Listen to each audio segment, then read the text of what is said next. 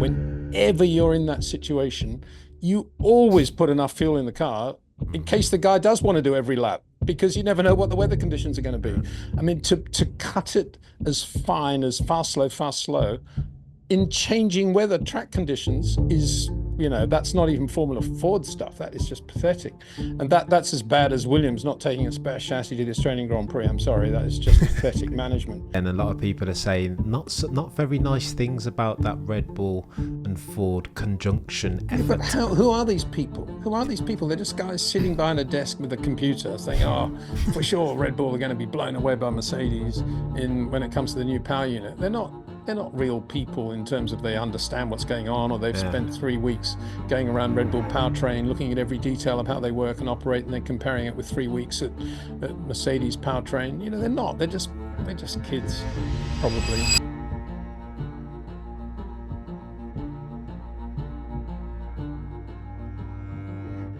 Hello and welcome to another episode of the F1 Hour. With me as always, my friend and yours, the goatiest F1 mind to have ever F1'd, the one they call Mr. Peter D. Windsor. How are you doing, sir? I'm very well, Cameron. You've got to stop saying that now. We need to just get a straight intro, because it's not true anyway. Behave yourself, I know it's not Mr. true. I certainly know it's not true. Behave yourself, Mr. Windsor. It wouldn't come out of my mouth if it wasn't true. It has to be said. How are you doing, sir? I'm very good, mate. Yeah. Beautiful day here in Spain, and just had the week in Finland with the family, and just hanging out with the WRC guys. Just a fabulous week. Everybody has their own idea of a holiday in August. That's nirvana for me, just to go and do something like that. Wonderful. Do tell. Please say more, Mr. Windsor.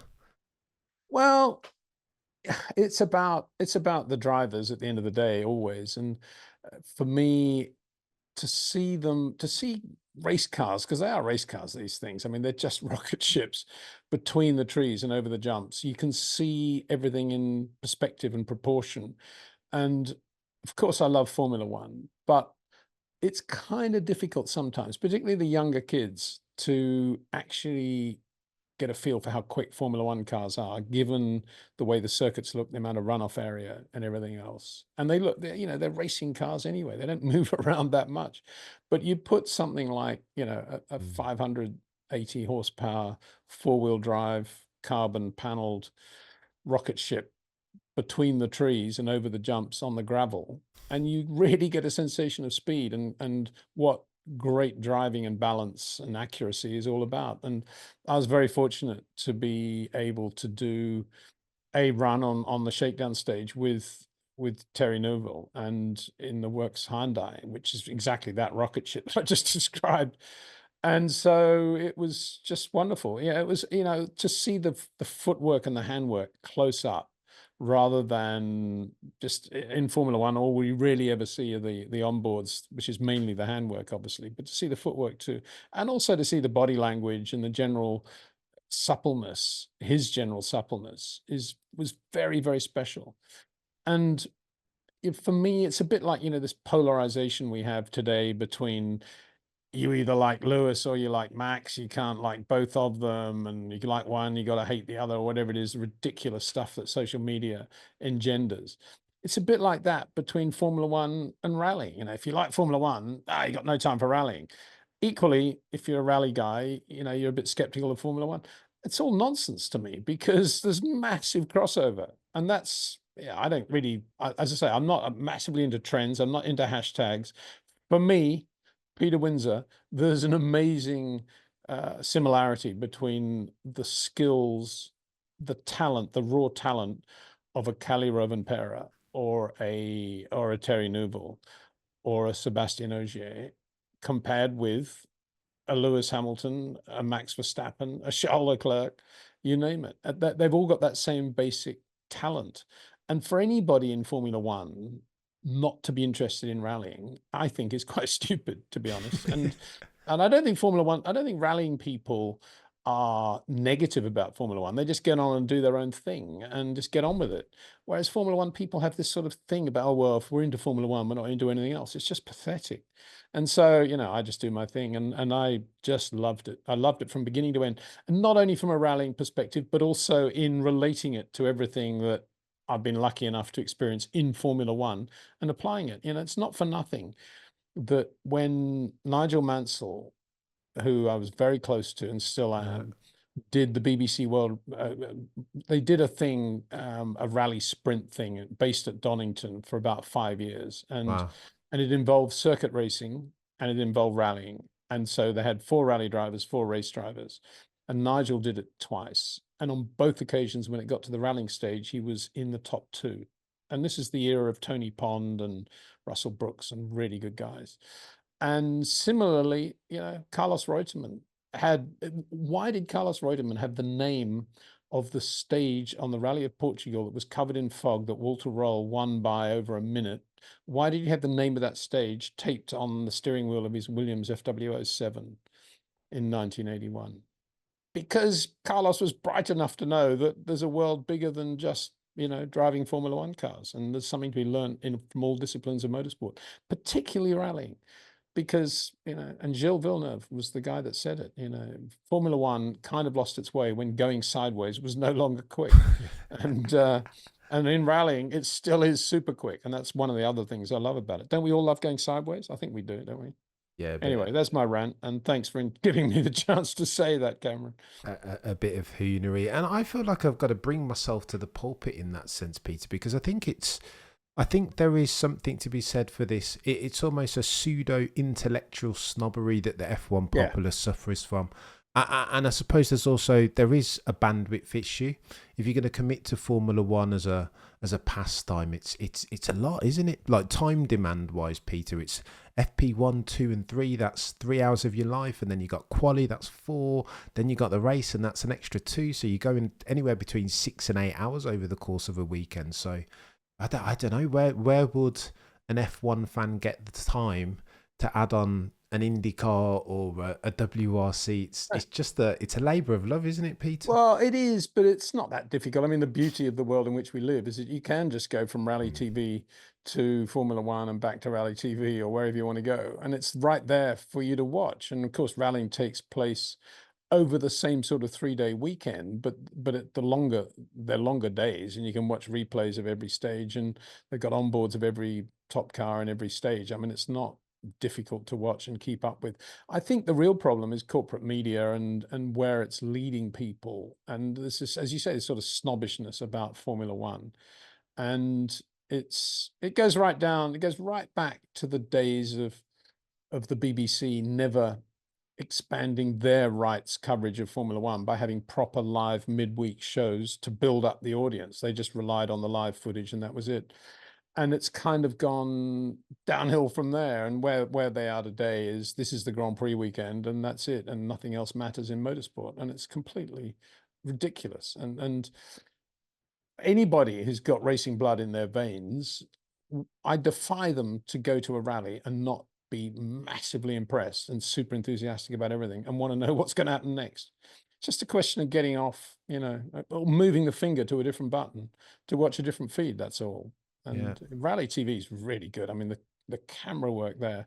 And it's amazing the number of cameramen I bumped into in Finland, all of whom I knew from Formula One, who used to be doing Formula One and are now just providing these amazing shots from all over the world of the WRC. And they're all, it's not that they're believers, they love Formula One as well, but they're just blown away by how spectacular rallying is these days. It's just fabulous. I speak as a guy that actually covered rallying for a reasonable amount of time when I was sports editor of Autocar back in the 70s.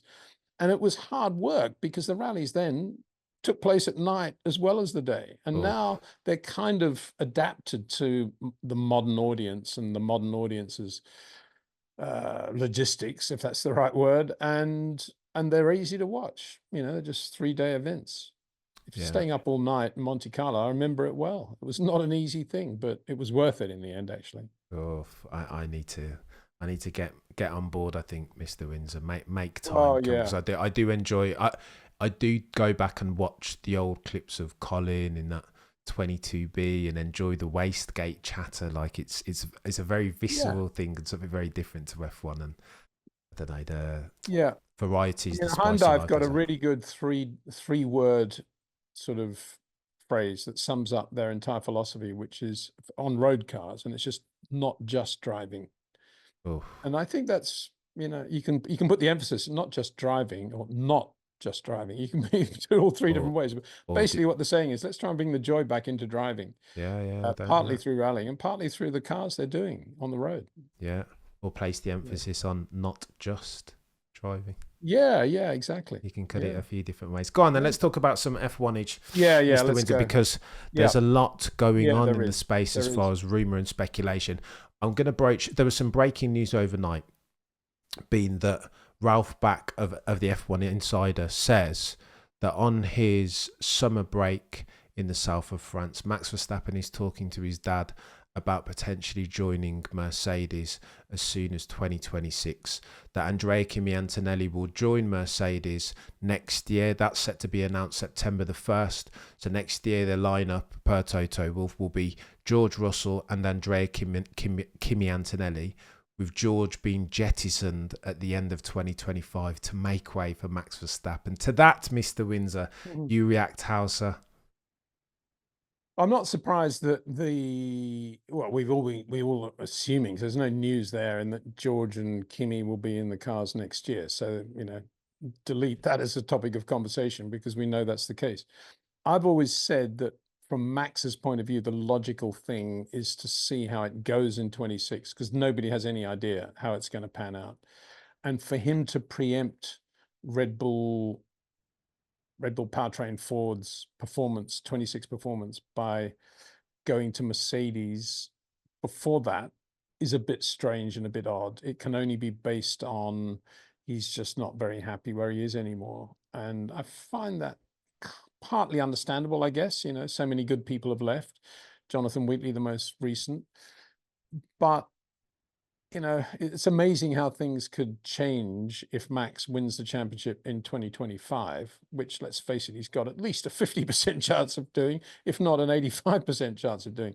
So are we really saying to one another that if Max has a fabulous 2025 and wins, 14 Grand Prix and the team is better than ever, that he's just going to walk away from it and go and drive for Mercedes? That's one point. And the other point is Toto really just going to fire George Russell? I mean, just let's say George Russell wins 6 Grand Prix next year, doesn't win the championship, finishes runner-up, which is possible, highly possible. Are you telling me that he's prepared to do a deal now with Max whereby he will fire George Russell at the end of 2025? I I'm find that hard to believe. it sounds as sacrilegious as it sounds, Peter. I'm beginning to believe it more and more. If not, there's a couple of different things at play. Firstly, if you listen to Toto's his tone, the way in which he talks about George, there's almost a before and after the Belgian Grand Prix. In fact, over the past couple of Grand Prix, you can hear it kind of change. He's always been no blame culture. George is the next one. He replaced Sir Lewis. And then all of a sudden, you start to hear ever so slight changes. Now he's saying that, I mean, he's not quite blame, but he's being more explicit in laying culpability at George Russell's door. As an example, a couple of Grand Prix ago in quali, it was meant to be push, pull, like it was meant to be doing slow laps in quali, not just balls out each and every single time. And George went out and went balls out each and every single time. And Toto, in his interview, was like, George shouldn't have done that, and he wasn't quick enough in quali. Lewis was the guy that was doing what he was supposed to be doing. I was like, hang on, what's going on here? And then so too, Peter, 2025, that's when George has his contract until. I was like, this is awfully strange. Like, why have they not signed? If Checo Perez can get a 1+1 deal, why has George Russell not got one? Why is George's contract ending still at the end of 2025? I don't know. Well, that one's easily explainable because beggars can't be choosers. And when George signed that contract, he still wasn't, the greatest Formula One world champion in the world. He was the young up and coming star that Mercedes was giving the opportunity to. So obviously Mercedes had the power there, and you never sign a driver for longer than you'd want to, and you pay him as little as you can. I mean, that's just normal business. So there's nothing unusual there. What I find very odd is that George Russell can in any way be criticized for what happened in Hungary. And that, to me, shows Toto Wolff's lack of understanding of Formula One, because if he allowed George Russell's team to send him out in a Q1 where nobody knew exactly what was going to happen to the track conditions, they were going to go maybe a little bit wetter, maybe a little bit drier, what traffic was going to be like. Whenever you're in that situation, you always put enough fuel in the car in case the guy does want to do every lap, because you never know what the weather conditions are going to be. Yeah. I mean, to cut it as fine as fast, slow in changing weather track conditions is, that's not even Formula Ford stuff. That is just pathetic. And that's as bad as Williams not taking a spare chassis to the Australian Grand Prix. I'm sorry, that is just pathetic management. And to blame the driver for that is ridiculous. Even if George had said, no, I want as little fuel as possible, I'll go fast, slow, fast. It's still, if somebody needs to say to George, we're going to put enough fuel in to do this, mate. If you want to do every lap, keep quiet. That's where it's going to be. Somebody should have been doing that. And obviously they didn't. And, to blame George in those conditions is ridiculous. So, yeah, he had a moment, didn't he? But again, he's not the only driver in the world that had a moment in Q1 and lost a lap. And it was pretty clear that was going to happen anyway. But Yeah. he is George Russell. He's quite reflexy. What do you expect? You're not hiring the shortest corner, most supple driver in the world when you put George in the car. But that they made that decision, 2 years ago now. So they obviously wanted that sort of driver. So it's, it just shows a lack of understanding, in my opinion. But and therefore, Peter, you hit on the key point that all of a sudden, I think they've been not the worst with George as far as managing him in real time, the relationship, and encouraging him, like bringing him on gently. But again, I just think there's a before and after. I think almost it's not an explicit disrespect, but it's like I think Toto's acutely aware of what he wants, and that is Max Verstappen in that car as of 2026, and his behaviour and the way in which he's treating George now is in line with that. Now more than ever, I think they're going to get rid of him. Yeah, well, I'm again, convinced. it shows if that is the case, and we're putting a few dotted dots here and hoping they'll make one sentence, and I'm a bit loath to do that. But if what you say is the case, then in reality, he's making up for his failure to have hired Adrian Newey. And so you say to the board, well, yeah, we didn't get Adrian, but we got Max Verstappen. And of course, who would you rather have? Anyone with a brain would say, of course, you want Adrian Newey, because if you got an Adrian Newey car and George Russell driving it, and maybe the great Kimi, you're going to have Grand Prix wins in front of you for sure. And just as, if Adrian goes to Aston, Fernando's going to win races, assuming, there's enough effect on the car for next year. Yeah. So in failing to hire Adrian Newey to Mercedes, a team that is able to take him, unlike Ferrari, where they've got a very, very difficult union infrastructure there, Mercedes could plug Adrian in tomorrow and let him get on with it and do a great job. But Adrian obviously doesn't want to go there. So that's a failure from Mercedes' point of view. So to make up for that, they've got to deliver Max Verstappen. But it's a false philosophy, because what they need is a great car and great engineering team. They don't need a Max Verstappen who's obviously better than George and right there with Lewis, because it's not the drivers that are the problem at the moment. It's the car, it's the engineering. And that's, a lot of people will be hoodwinked by this, but it's just mirrors and smoke, I'm afraid. Wow. And to that point, actually, Peter, the reporter Ralph Back uses some very specific wording, if I remember correctly, saying that as far as Max going to Mercedes, that if the current line of trajectory and development as far as their respective cars, Red Bull doing one of these ostensibly and Mercedes very much on the upwards side of things, then Ralph Max says as far as Max and Jos, that the decision is already made to go to Mercedes. I think that's quite telling. I think they're thinking about it and they're having conversations with Ola and Toto in real time. I think this is close, Peter. Yeah, from Max's point of view, it's a little bit, but I mean, that's a different thing again. It's a bit like Lewis and Ferrari. For me, it's a crazy decision, because they've got a great team anyway, and they don't need Lewis Hamilton in order to take them to the next level. They've got everything there. What they needed was Adrian Newey, in my opinion, but they haven't got that. And it's a little bit like that with Mercedes. Obviously, from Max's point of view, there's not a lot of downside. and for sure, there's more security for the future. There's more money. It's a different deal. It'll be nice for him to be with a completely different team away from Red Bull, whatever you might be thinking. And so from his point of view, why would he say no to some incredible offer from Mercedes on the basis that in 26, the chances are, having had a poor run recently, the car is going to be pretty good and they'll probably do a pretty good job with the power unit and all the rest of it. So from his point of view, absolutely no downside in going to Mercedes. And I don't think it's necessarily because Red Bull won't be competitive in 2026. I think it's just from Max's point of view, why would you say no to a mega offer like that? But as I say, from Mercedes' point of view, it's kind of being a bit duplicitous, because the reality is, from Mercedes' point of view, they don't actually need Max any more than Ferrari need Lewis. They need Adrian. They need a better car. And that's very clear.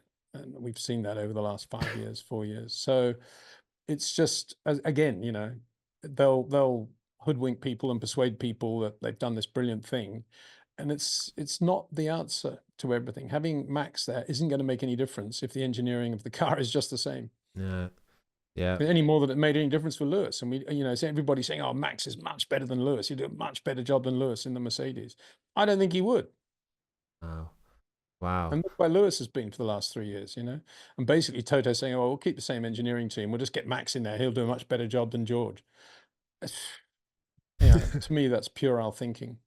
Oh, Peter, it's getting very techy. I'm not saying it isn't going to happen. I'm just saying that I think it's a weird way to be performing. Yeah, no, I think as far as it's it becoming an eventuality, I think it's closer than it ever has been before. That wording specifically, that this decision, if that trajectory, their line of travel, if that continues, then the decision has already been made. If I was Max, I would be looking at the Mercedes deal as well. As I said, to me, it's a completely logical thing to accept that. But if I was a Mercedes board member, Mercedes team board member, I'd be very dubious about all of this. Oh, blimey. It's crazy. Talk to me about Adrian Newey then, because again, speculation is rife that a decision to go to Aston Martin is in the offing as soon as September the 1st, once we're past the summer break. What do you make of that, Peter? I heard you on your live saying that you were it unsettled you. I think you said that you did. More than unsettled. I think it'll be very sad ending to Adrian's career. It's not to say he won't win Grand Prix with Aston Martin. He will. I'd rather see him in a Ferrari or running a Ferrari or even at McLaren again. And it's, the bottom line is, I would say Adrian's been on number one top of Lawrence Stroll's shopping list for the last 18 months, I would think. And he will do all he can to hire him. And he probably has hired him and done the deal. From Adrian's point of view, I'm surprised, because I think he would have enjoyed and would enjoy life more if he went to McLaren and ran that team with Zach. I think that would work very well. Now, it's just possible that McLaren are kind of in the situation that Ferrari are in, but for slightly different reasons. Ferrari is a much more difficult team to go in and make absolute across the board changes to personnel because of unions and just the general methodology of Ferrari. And it's just possible that a similar situation now exists at McLaren, where you've got guys like Andrea Stella renewing their contract and probably thinking, we've created a really nice setup here. Let's not just change everything with Adrian arriving. It's a massive thing for the team if Adrian Newey arrives and does his things his way. Let's just keep things stable. Zach, you'd be friends with Adrian as you are, but let him go and do his Aston thing.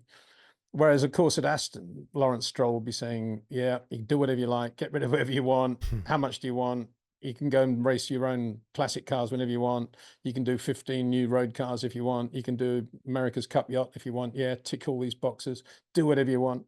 And so Adrian's thinking, why not? And that's where it's at. I mean, to me, it would have been a lot more fun if he'd gone to McLaren or Ferrari. Aston Martin doesn't do much for me, I'm afraid. Oof. Did Ferrari make a mistake, Peter, by not giving Adrian Newey the power of veto as far as the hiring and firing of anybody that works within his team? If anybody other than Frederic Vasseur was running Ferrari, I would say yes. But I have a lot of respect for Freddie Vasseur's judgment and the way he's running the team now and the way he's moving things forward with the team. Apart from the decision to sack Carlos Sainz, that is, that's the only thing that I'm very perplexed by. But apart from that, I'm prepared to sort of just say, it sounds pretentious, but I mean, I think we have to say, well, if that's what Freddie thinks is the right thing, i.e. not to hire Adrian, then all power to him. He's not stupid, and I still think he will deliver, probably sooner rather than later. I mean, it's going to be difficult within this whole budget cap era through to the end of 25, but I think for 26, Ferrari will be half reasonable, even without Adrian Newey. And so I just let Freddie have some space and get on with it, to be honest. But Frederick Vasseur, rumor on the or word on the F1 curb is now coming under some pressure from the guys at Maranello. But I mean, you never get a massive tenure, right? As Ferrari team principal over the past 3 or 4, it's been an average of 3 years, and that means that Frederick's got anywhere between 12 and 16 months left to deliver some silverware, lest he want to come under said pressure. Is that gamble to sign Lewis Hamilton? Does it mean more now than ever as far as the pressure around Frederick? It's a good question. I mean, the reality, of course, is that if the famous Italian press that always applies pressure on Ferrari through the back door, if that pressure is being applied, the response from Fred is actually relatively easy now, which is, but we've never been in a budget cap era before like this, and lack of testing era before. If we were testing every day at Fiorano and I was spending another 100 million a year on development and I was still getting nowhere, the criticism would be fair. But the bottom line is I've inherited something that was sort of locked into the team and engineering wise, and there's not much I can do about it till we get into the next technical era, i.e. 26 onwards. So I think that'll be his response. And there's not much argument you can put up against that sort of response. And that's, I'm sure, what he's doing and saying. I mean, it's the truth anyway. Yeah. So I don't think the pressure thing is a problem at Ferrari. You call the you mentioned the word gamble there, describing Lewis going there. So I'm interested you say that, because a lot of people think this is a great thing for Ferrari, for Lewis to go there, and he's going to transform the team. And I don't, for the reasons I mentioned earlier, I don't think drivers like Lewis or Max can work engineering magic. I think they can be who they are. But in both their cases, they're not Michael Schumachers or Nicki Laudas that can go there and revamp a team and revamp the engineering of the car and in Michael's case, move them gradually towards exclusivity with Bridgestone and all those nice political things that he did. Max isn't that sort of guy, nor is Lewis. They're just racing drivers, and they will be, they'll be in the car that Ferrari give them or Mercedes give them. There's not much more they can do with that, as we've seen. And so, is it a gamble? Yeah, the gamble is to be fixing something that isn't broken. And that's the team they have at the moment, which admittedly isn't winning Grand Prix on a regular basis. But both Carlos and Charles have won races this year. So, to split that up purely because the car's not good enough is a bit of an odd decision. And I don't even put it under the heading of a gamble. I just put it under a heading of economic strength for Ferrari with the Hamilton brand mated to the Ferrari brand globally. It's a big thing economically and share wise and everything else. So I don't see it as a racing gamble as such. Yeah, and that feels like it's a common thread in Formula One at the minute, that many decisions are being made with racing not as first order priority, not least of which, Peter, the decision to keep one Checo Perez. Is rumoured, well, not rumoured, this is official now, that Christian Horner met with Helmut Marko on Monday the 29th. Helmut flew in and they discussed Checo Perez as a going concern for Red Bull Racing and deemed that it was sensible in their best interests, I think was the wording, to keep Checo Perez on until at least Baku and Singapore, tracks at which he's had success in recent years. Of that decision, Peter, you make what? I'm just surprised they haven't said, well, keep him on till Mexico and then we'll make a decision. Because I can't imagine if he has a bad Baku and a bad Singapore. And imagine if they get rid of him before the Mexican Grand Prix. Come on, that isn't going to happen. So, and again, all these reports that come out. I mean, of course, Helmut Marko and Christian Horner are talking all the time, and of course, they're talking about Checo not delivering in the ways that he has in previous years. Nothing new there. It's not even worth reporting because we all know that's going on. I don't know why some journalists think that that's news, because what else would they be doing if not talking about that? The point is, very few people seem to remember how much money he's generated in Mexico, out of Mexico, to give to the team. He's not a renter driver in the sense that he's personally financing his drive in the way that, say, Zhou Guanyu is, or Lance Stroll is, in effect. But he is a driver who, because he's in that country where they love Formula One, and there's this incredible support from Carlos Slim and Carlos Slim Jr. and all the corporate companies, he is a driver that can generate that sort of money. And it's a very important point, bearing in mind Christian does not know where that team is going to be in 3 or 4 years' time vis-a-vis Red Bull and their commitment to Formula One. I imagine they'll still be there, but it may not be at the same level that we see and have known for the last 10, 15 years. It may be reduced a little. And that's why Christian is building up the number of new companies on that car to make that team a lot more self-sustainable. And Checo Perez right now is a key part of that program. And yeah, they need to get results out of him. It started to look half reasonable in Hungary once he'd had his shunt on Friday, but he drove quite well in the race. And then at Spa, he didn't look bad, but then he didn't have a very good race. He should have been right up there, really, shouldn't he? Top three. And so, but then again, anyone who truly knows the way Perez drives would know that Spa's never going to be a great circuit for him in a difficult car. And it was a difficult car, as Max proved. It was difficult to get the balance right on all three sectors. And so bring on circuits like Baku, where we know if Perez is good. And if he's not good in Baku, then we know there's, he's definitely on the decline, because, I don't know why, he's earned too much money, he's too famous, and he's too much a Formula One briefcase carrying professional driver, as distinct from being a hard-nosed Mexican racing driver that he was when he first came into Formula One. I think there's more risk in keeping him at this stage from Red Bull Racing's perspective than there is from letting him go. It just doesn't make sense, notwithstanding the not insubstantial monetary aspect of it. I think if we're talking performance, then subbing Danny Rick, Yuki Tsunoda, Lawson, any one of those guys, you know what I mean? I don't know. Yeah, I'd like to think that they have more of a feel for how younger drivers perform than the evidence suggests, because it's one thing to have a reflexy, super quick driver in the other car, young driver. It's another to have a more balanced driver who can complement the job being done by Max. And I don't know, to me, there's not enough evidence to suggest that Red Bull would be much better off with somebody else. And I think they'll probably end up keeping Checo for the year. They've got to get him to Mexico. There's no way he won't be in Mexican Grand Prix, in my opinion. I mean, a civil war in Mexico if he isn't. And good luck to them. I mean, there's no way Christian would go to that Grand Prix, I wouldn't have thought, if they're sacking him just before that race. And so, if you're in Mexico, you might as well be in for the rest of the year and hope for the best. There. And there are reports that Liberty Media had a word with Christian and Dr. Helmut Marko, advising them that they might want it, that it's in their best interest to at least keep him on to October the 27th. And then there's the optics, right? He's launched a documentary. I think it was published for the first time last week, called No te rindas, cabrón, which means don't give up.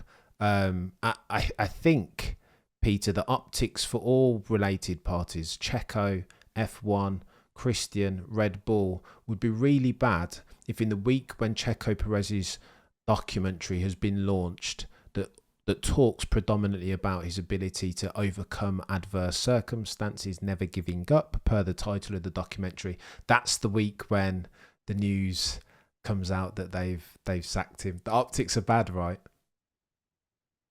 Well, yeah, they'd be bad for Liberty.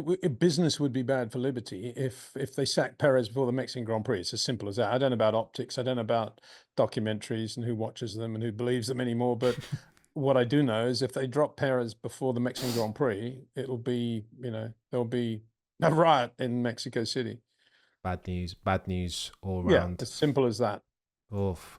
Go on then, let's talk about reverse grid, because Stefano Domenicali has come out and he's talked about 2026 rules that he anticipates a gangbuster season in 2025 before the rules change again.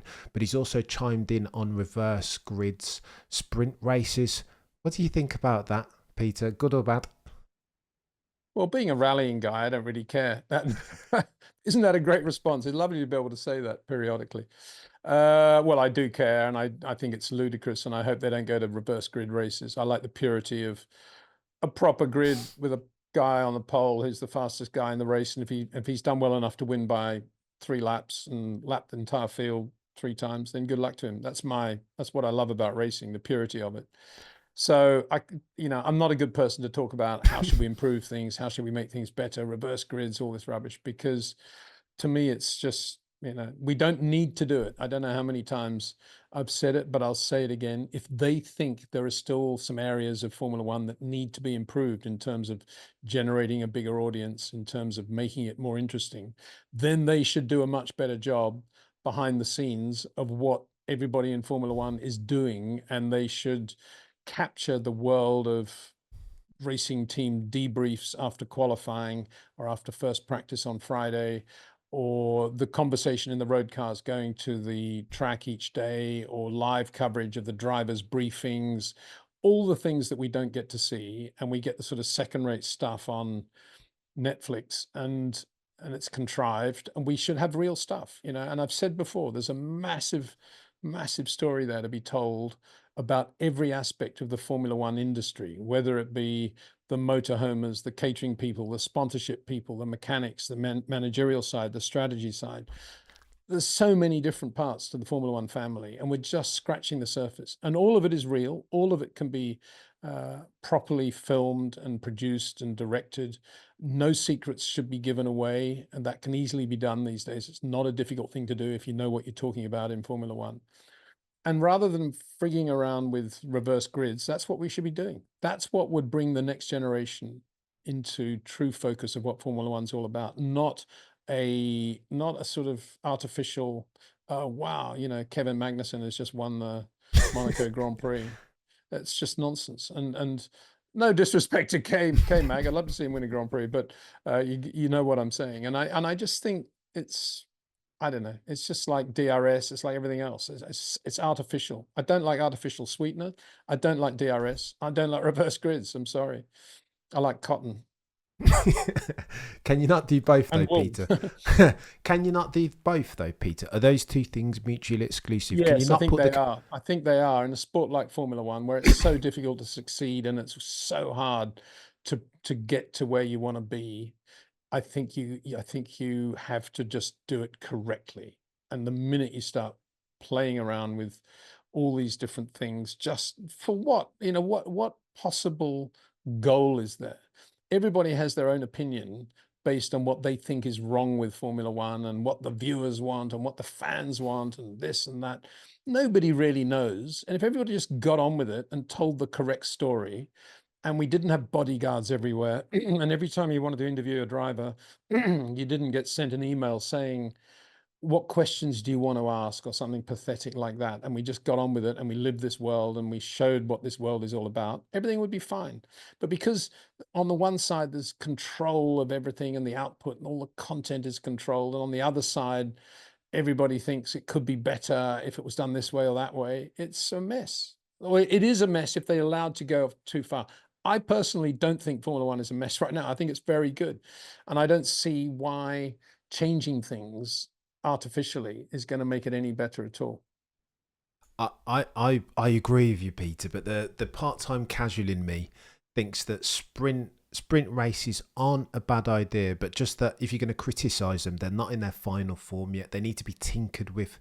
And I'm not sure. I mean, I commend, I've talked disparagingly about the FOM and some of the mistakes that they've made, but they are to be praised for some of the changes that they've made over recent years. And I think they're to be commended for rolling the dice on sprint races. I don't think it's perfect, but can it be really good for Formula One in attracting and broadening the demographic, the drive to survive generation that they've done so brilliantly in attracting to the sport? I think it's not a bad idea, Peter.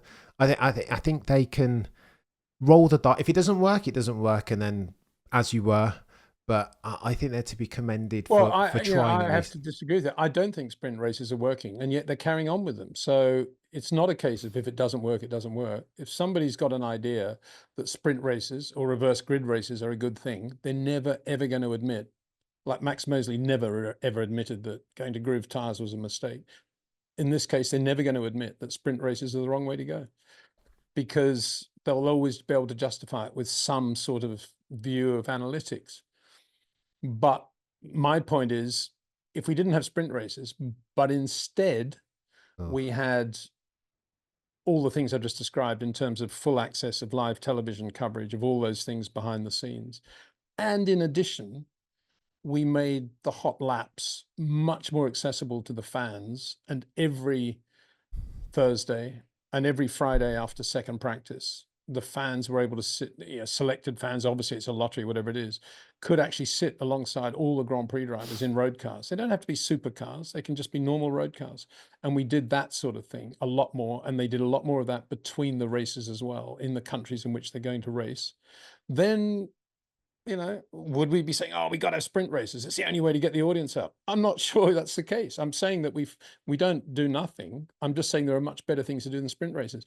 And you say sprint races have worked. I think we're getting to the point now, are we not, where sprint races are something that the top 4 or 5 qualifiers have to live with, because we got to get through this. We don't want to damage the car, whatever we do. And we don't actually see all this racing that in italics that everybody talked about. Maybe we do in the midfield a bit, and maybe there's an odd thing, you see Daniel Ricciardo doing something in Miami. But, this whole thing from Fernando Alonso at the start of the whole sprint race thing, oh, it's going to be so wonderful just to thrash a set of tires and drive flat out for the entire sprint race. You don't see much of that. You just see quite a lot of processional racing with nobody wanting to take a risk to do anything. I don't think the sprint races are very good, and you can't bring tactics in because the races are too short. All it is just a start and a finish and the occasional safety car. Big deal. As I say, you might as well say, right, we're going to have full coverage now of the driver's briefing. It's going to go for an hour. There's going to be lots of shouting and screaming between Max and Lewis. Let's listen in. Or, as you say, let's get in the road car now with Max and Joss, see what they're talking about on the way home. And you do it in a way the drivers don't know which car, if their car's actually got the live cam in or not. They've all got the cams, but they don't know if they're going out live or not. So sometimes they have to say something that could get out. You could do it in a million different ways. And that's where I think, the teams need to be brought into line, because they'd all reject all that. But somebody needs to say, no, if you want to be part of the Concord Agreement, this is the way it's going to be.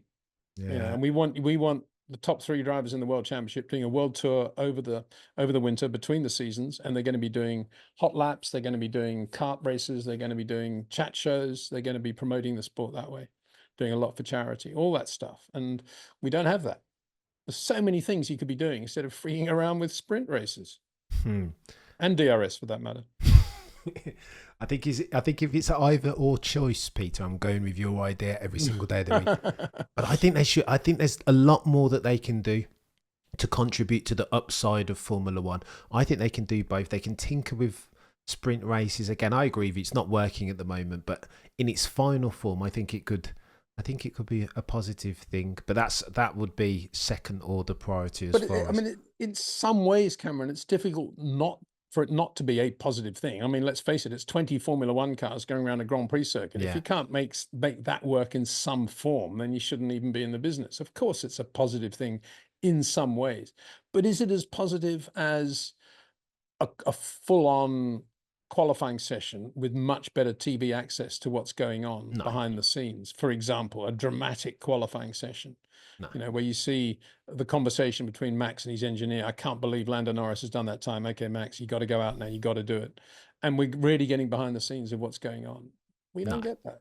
No, You know, there's no that comparison. would be much more dramatic, I think, than the sort of fairly Yeah. banal sprint races we get.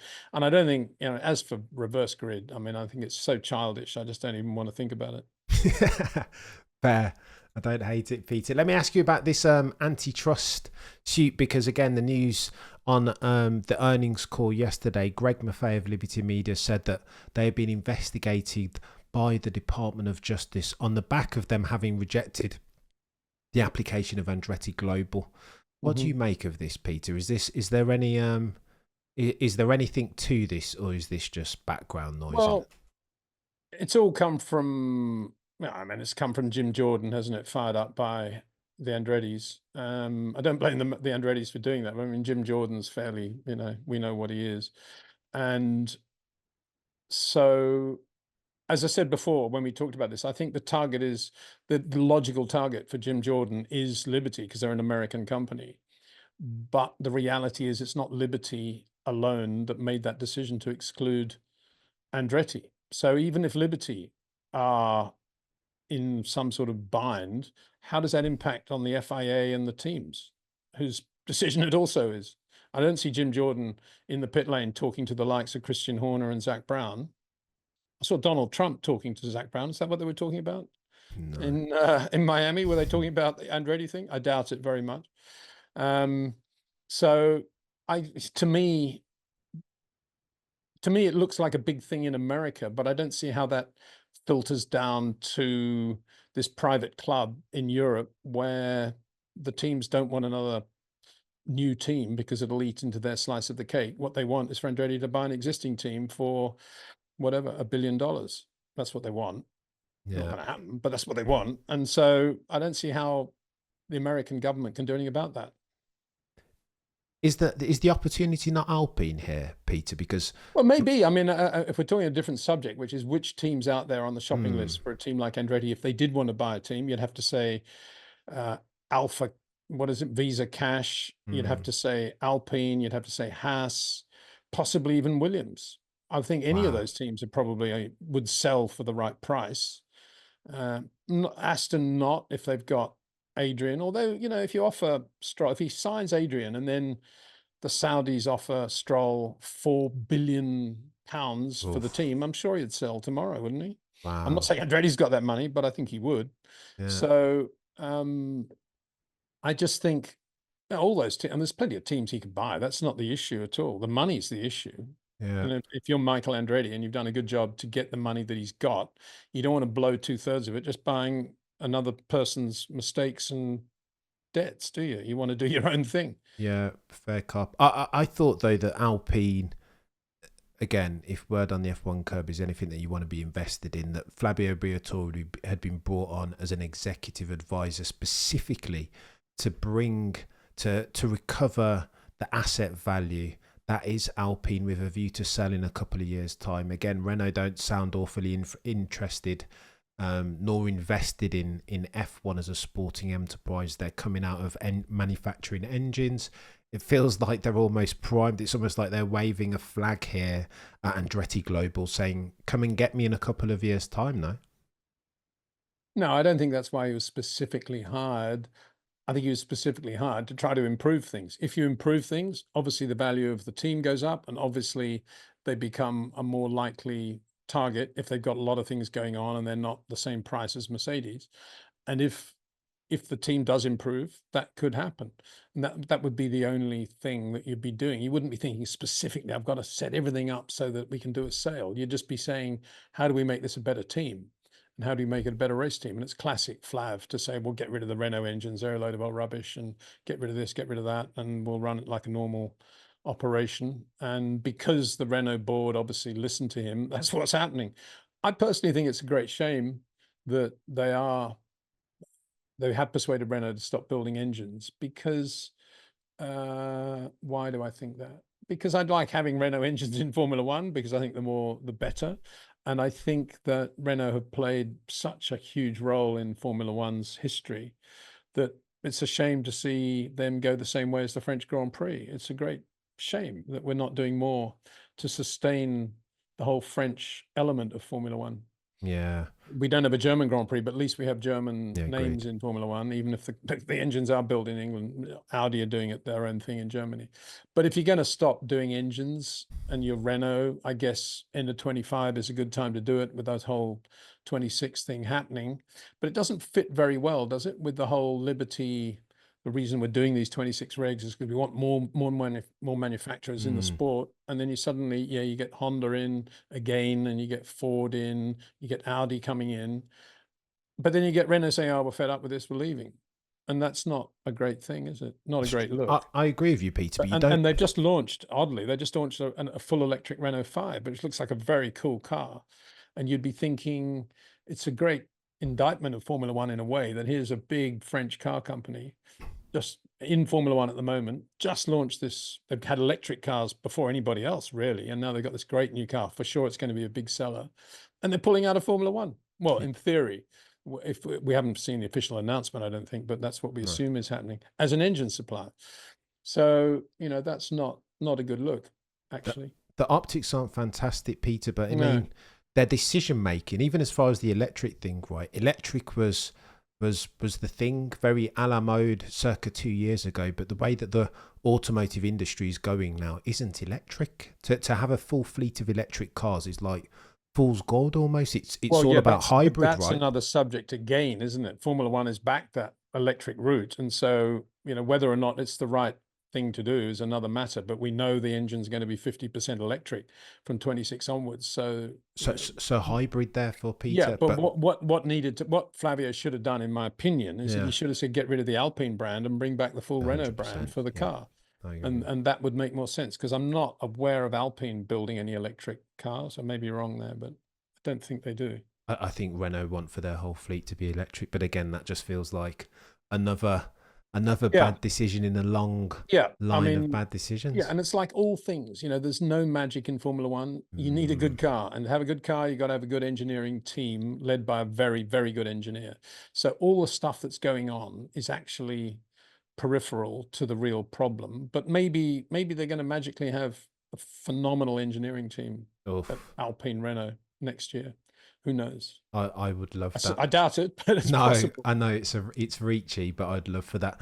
As we round third base, Peter, again, always super generous with your time. You mentioned Audi F1, and there's been a lot of news around them. They've hired Jonathan Wheatley, former sporting director of Red Bull Racing. Mattia Binotto has been hired as CTO and COO.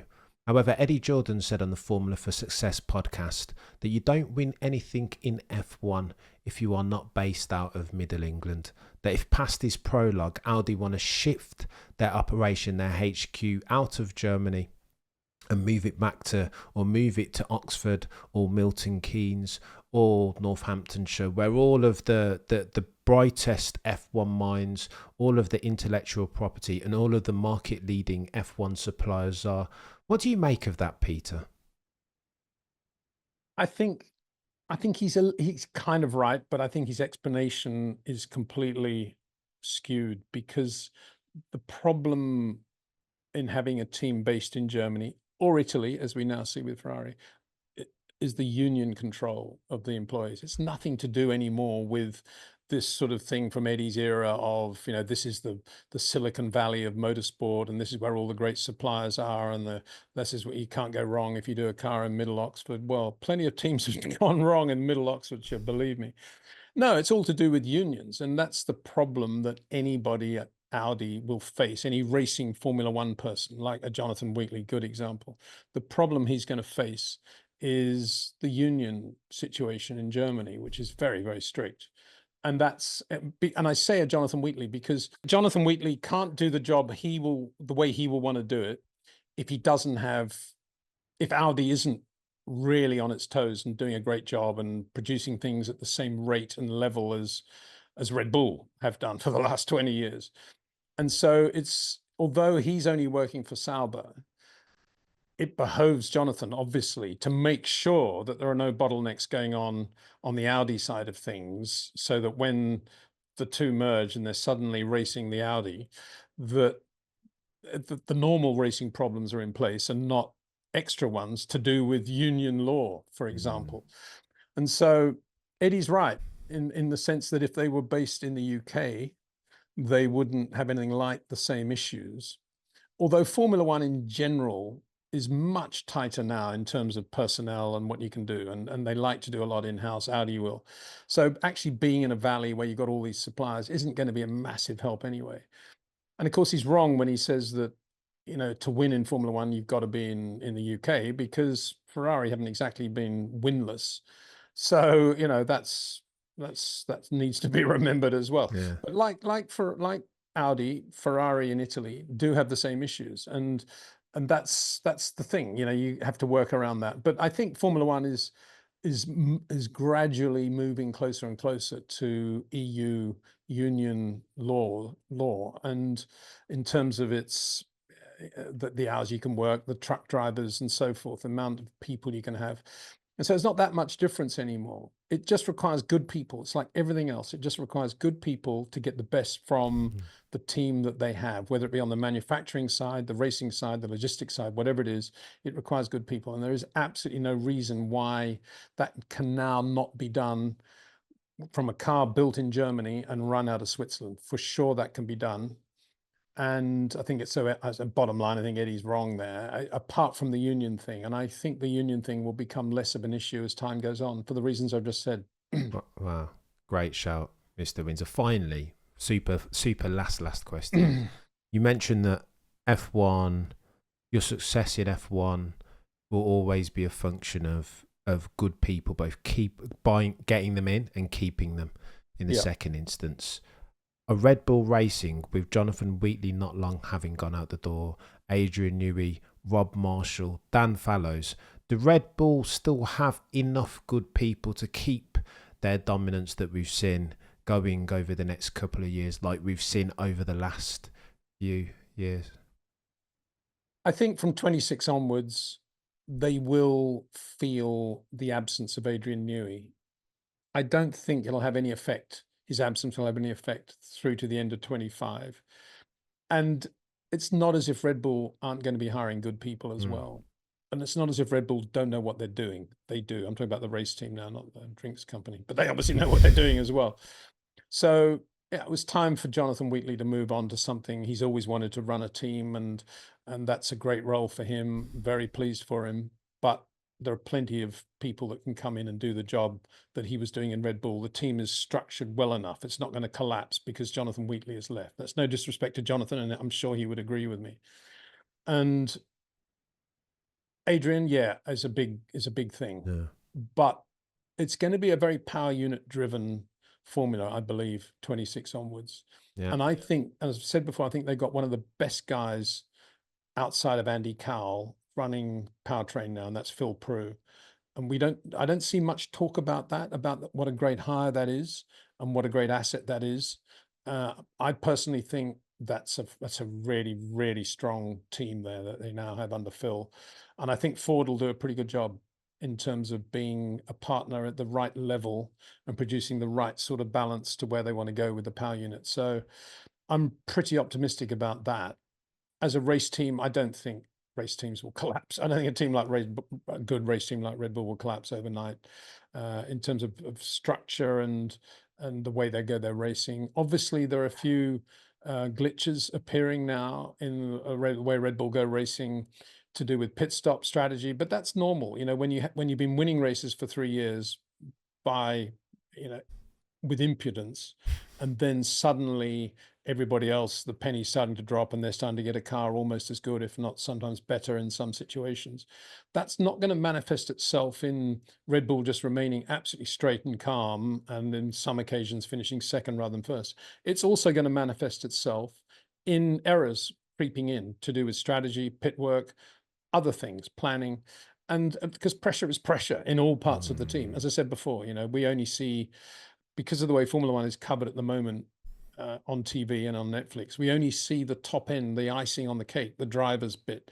But there's so much other stuff going on. And all those things add up to a strategerial error or a setup error. Or in the case of Mercedes, not filling George's car up with enough fuel in Q1 in Hungary. And blaming the driver. And then a couple of races later, they managed to get something wrong with the weight of the car. It's just a bit hypocritical, that sort of stuff. And but that's not just one person. That's a whole lot of stuff building up around what the driver is doing on the day. And so I think Red Bull are okay. I don't think we should worry about Red Bull being quick in 25. They'll be quick. They'll be quick, I think. Yeah, Competitive. I think they will. And I think the 26 power unit will be very good. Here's hoping. Here's hoping, Mr. Windsor, because again, a lot of people are saying not very nice things about that Red Bull and Ford conjunction effort. Yeah, but who are these people? Who are these people? They're just guys sitting behind a desk with a computer saying, "Oh, for sure, Red Bull are going to be blown away by Mercedes when it comes to the new power unit." They're not. They're not real people in terms of they understand what's going on, or they've spent 3 weeks going around Red Bull powertrain, looking at every detail of how they work and operate, and then comparing it with 3 weeks at Mercedes powertrain. They're not. They're just kids, probably saying, "Oh, well, Mercedes are going to do a better job than Red Bull," or whatever they want to say. It's pathetic, really. Yeah. Well, that they do that is not a problem. They're free to. Everyone's free to do whatever they want. The fact that people read that and then after a while you say it enough times, you think, "Oh, it must be true." It's and that's where it goes wrong. And we see that in all walks of life, from politics downwards, well, upwards actually. Yeah, no, it's a good shout, Mr. Windsor. On that bombshell, you've been an absolute legend. More than I hope I haven't dropped any bombshells today. Cameron, I hope everything's calm and predictable. Just the couple, Mr. Windsor. Just the couple. Like we're full. The only thing I'd say, I can imagine Toto taking a lot of what I've said out of context, and I would say, if Toto's upset with anything I've said today, put it alongside the hours and hours of praise I've been heaping on him for the last, I don't know how many years. So, it's just a balanced thing. I just think that to blame George Russell for what happened in Hungary is a cop-out. And I think to think that Max will solve your problems when you should have been hiring Adrian Newey is also a cop-out.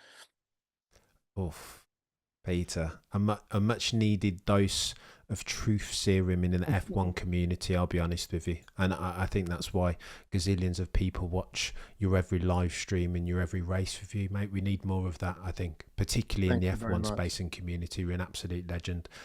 Peter, thanks, you've been a legend. Listen, if you're watching this on the YouTubes, do me a favour and go and subscribe to the Peter D. Windsor YouTube channel. If you're not already subscribed, what are you doing with your life? If you are listening on a podcasting platform, go over to the Short Corners podcast for more Peter D. Windsor. Excellent insight and analysis. The best, again, for the avoidance of doubt, the goatiest F1 broadcaster to have ever F1. Put some respect on his name. If you're watching on YouTube, like, share, and comment, por favor. If you're listening on a podcasting platform, 5 stars and a cheeky review will not go amiss. Mr. D. Windsor, you've been a legend as always. I've been Cameron F1. Between now and next time, remember as always to look but never stare.